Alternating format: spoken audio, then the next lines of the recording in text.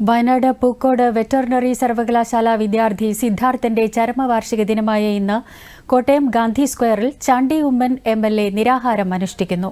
Kottayam government nursing കോളേജിൽ നടന്ന റാഗിങ്ങിൽ ഇരയ്ക്ക് നീതി നിഷേധിക്കുന്നതിൽ പ്രതിഷേധിച്ചും കേരളത്തിൽ സിദ്ധാർത്ഥന്മാർ ഉണ്ടാവരുതെന്ന മുദ്രാവാക്യം ഉയർത്തിക്കൊണ്ടുമാണ് നിരാഹാരം അനുഷ്ഠിക്കൽ.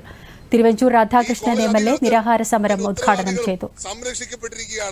യാതൊരു സംശയം വേണ്ട.